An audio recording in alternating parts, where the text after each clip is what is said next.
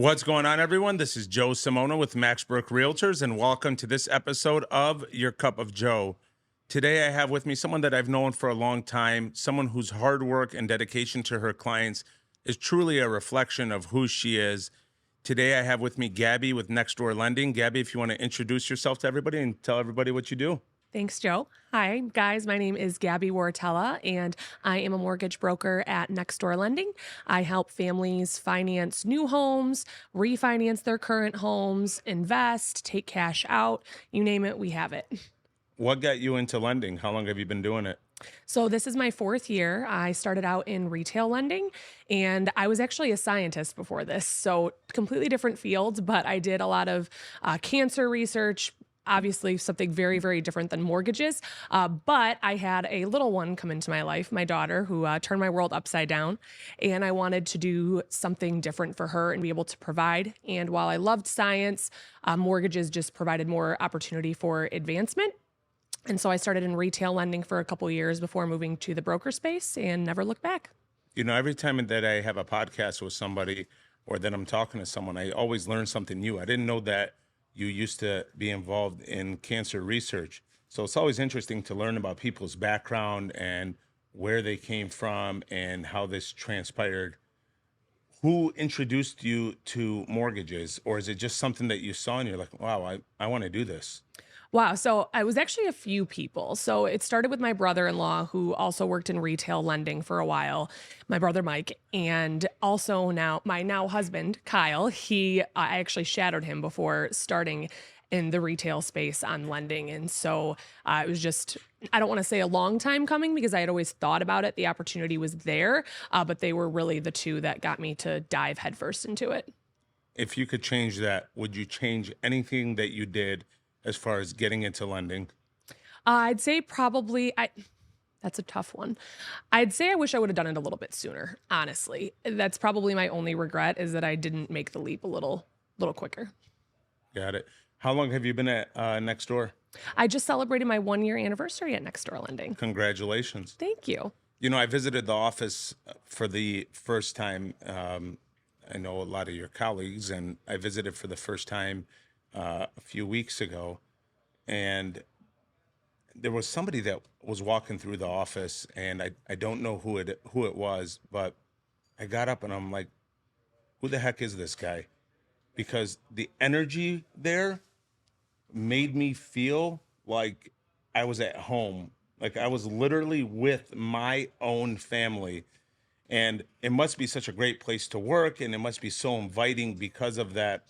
Does that energy carry on throughout the whole office? Is that something that you look forward to every day when you go into the office? Like, I want that good energy. I want those positive vibes. And is that something that you would attribute success to? Would you attribute your success to the positive energy and the work environment that you're around?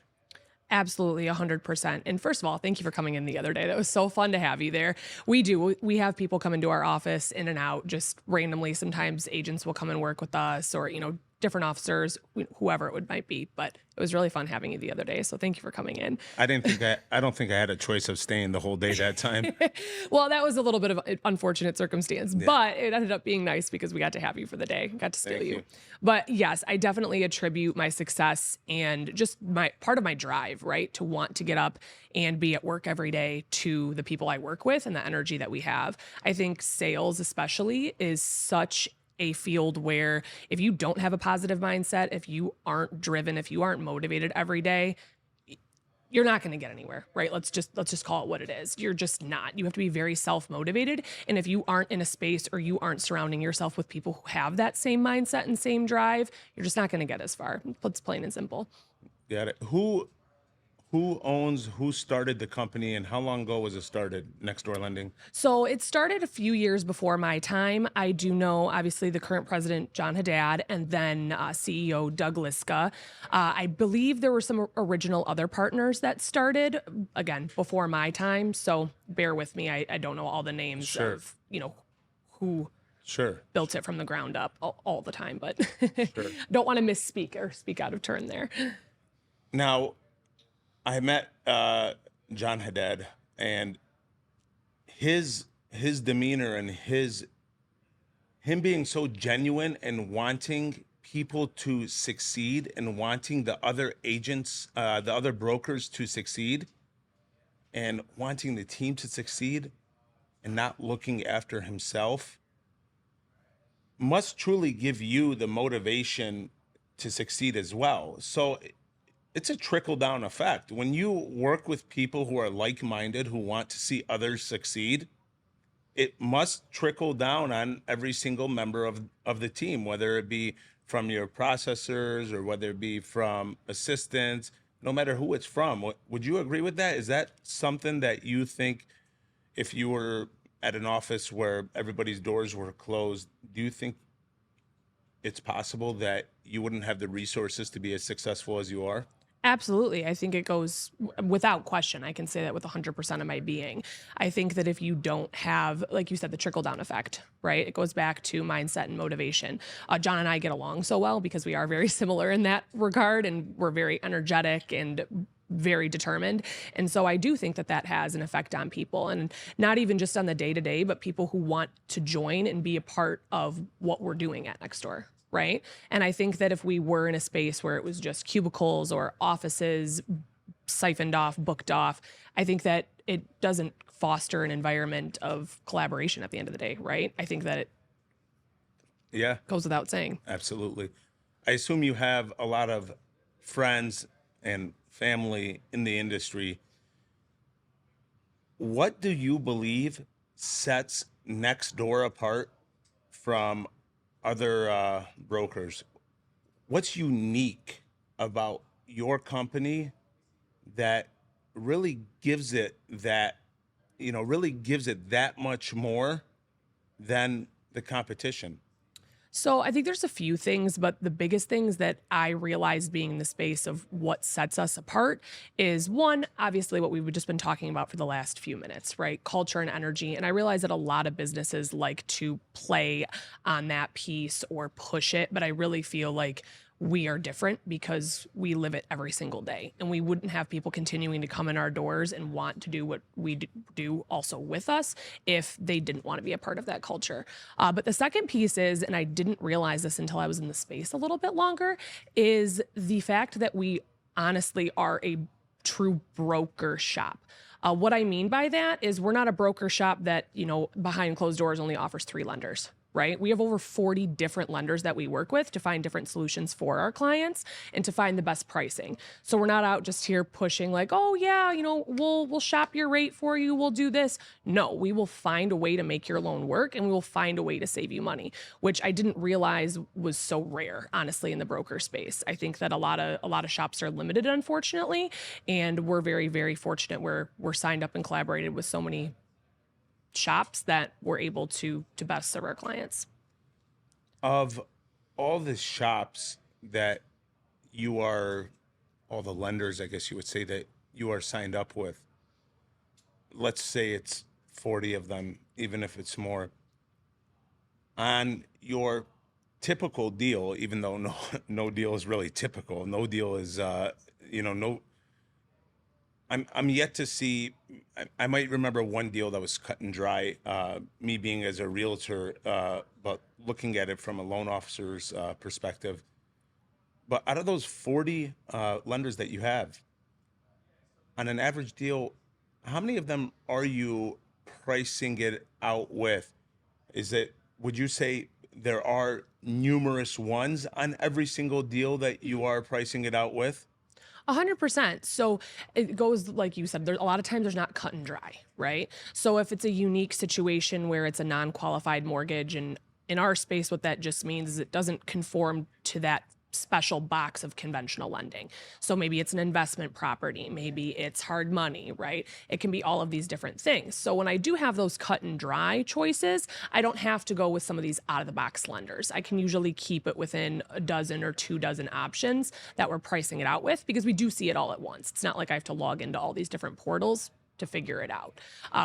Versus some unique scenarios, again, that's where I go to my unconventional lenders, if you will. I go to some spaces where they have more options, they're more lenient on certain guidelines, and we're able to get different things accomplished. Got it. So you talked about not conforming to certain guidelines. So for those that are listening that may not know about that, is that basically not conforming to Fannie or Freddie guidelines? Correct. So Fannie Mae and Freddie Mac, those are that description, those are all housed under conventional loans, or conventional loans, I should say, are backed is a strong word, but have to conform to Fannie Mae, Freddie Mac guidelines, right? If you don't, then you are outside of that. It's considered what's called a non-qualified mortgage, or non-QM is what we call it. So that's where you can look at, maybe you don't have the typical credit score. Maybe you have other compensating factors such as a large down payment. Maybe you have self-employed income where you had trouble having your tax returns, qualify you for a loan, but you can show other streams, right? So that's where it goes into bank statement loans, different things that we can do to help those types of borrowers. Got it. And I've ran into situations before where my clients have had to go for non-conforming loan products because of their, for example, purchasing a condo that didn't conform to the guidelines because of the rental rate in the subdivision, or the reserves of the association. How common are non-conforming situations similar to the one that I just mentioned? Are they more common than people think? Are they? So they're a lot more common than people think. And what's tricky is that a lot of times these borrowers or these buyers that are trying to get into those spaces don't know that there's financing options. So traditionally, you, or as an agent, you might not see a lot of it where, it's a non-traditional situation, because these buyers don't even know what's available to them to go that route. But with that being said, more and more we are seeing these non-traditional situations like you just described, a non-warrantable condo, right? Maybe the HOA didn't have adequate coverage for the insurance. Maybe there's an investor that owns too many of the units. It can be, tons of different situations. And so we're seeing more and more change, and more loans fall under those guidelines. Got it. I think you would share the same feeling as me, and I think many people would who are familiar with next door lending. The rates and pricing that you all offer are truly great. You guys really go to bat for your client, and you're not looking at it. I know you especially, and everyone there really, but you especially, you're going to bat for your client, and you're not looking at it like the one transaction you're going to do with them. You're looking at it just like how I look at it in the real estate field. I want to build that relationship with the client. So would you agree with that statement? I definitely agree with that. I actually make the joke with every single one of my clients that they're stuck with me for life. Always. I always make that joke with them because they really are. Our space, especially in mortgages, it's a very personal transaction, right? I see a lot of details of somebody's life that sometimes they don't even want to share with their significant other. So it is that you get emotionally connected with these people because you are with them along the biggest transaction of their life. So are you on the agent side, right? So yes, I feel like as you mentioned, we do definitely go to bat for our clients, and especially coming from retail where I just had to, give somebody the topped up highest dollar price because that's what that retail lender was pushing. This side's really beautiful because I am working directly for my client. And so I really, really appreciate that about this side of the space for sure. Absolutely.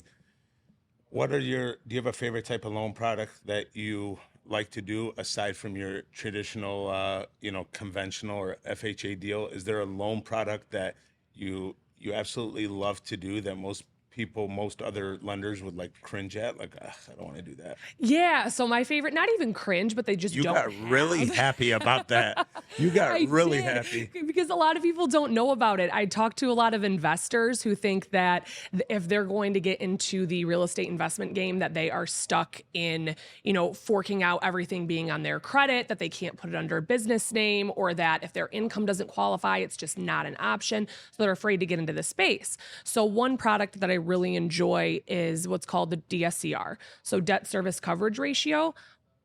won't get lost in the sauce as far as the name. What it means is that you're qualifying based on the income earning potential of your property, not what you make at your job, which really allows people to expand their portfolio because it's based on the actual real estate and rental market. So you could purchase that under an LLC? Yes. So different lenders have different guidelines with it, but there are some that will let you do a combination. So you can purchase it under an LLC, have the mortgage under an LLC, and hold title under an LLC. And then there's some that make you have it on your personal credit, but then you can hold the title under the LLC. Just depends on the lender. Wow. A lot of times I'm talking to lenders and they say the 10-year did this and the 10-year did that. And for the average consumer, they don't understand what that means.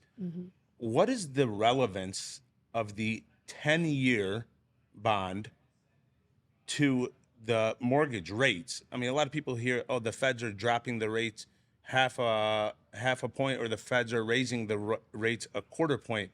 That doesn't directly correlate to a quarter or a half a point on the mortgage end of it. But what does the bond do? Do people look for the bond to go lower, to go higher, to be stable?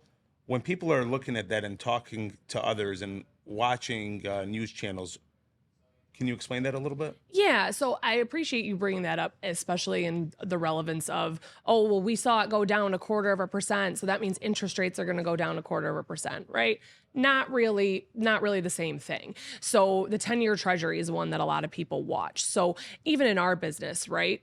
I'm not a capital markets team, right? I'm not. I don't determine what that means as far as risk to the bank and what the 10-year treasury does. So what we look at it is just as far as trends, right? So usually if you see one dropping, you likely see pricing in our favor versus increasing pricing not in our favor, right? But obviously, like you said, if I had a crystal ball, I think both you and I would be sitting in different chairs right now, but. Exactly. And you said something about how intimate the process gets with the borrowers, and they're sharing some of their life with you that they haven't shared with their significant other. And I see that happen because there's times when people don't want to go to anyone that they know that does mortgages because they don't want them to see their finances. I wouldn't have that concern with you or anyone on your team because, we have fun, we joke around, but at the end of the day, business is business and personal is personal, and you guys are able to do a great job of separating that. What would you say life's biggest goal is for you that you think that, not just you think, that you know that you will achieve because you took the route of doing what you're doing now? So the easy answer is financial freedom, but it's more than that for me, right? So for me, it's more so showing my daughter what work ethic looks like, right? The type of person that she can grow up to be, what she can do, right? Providing the freedom for my family to want to be able to do things and to travel and to spend time together.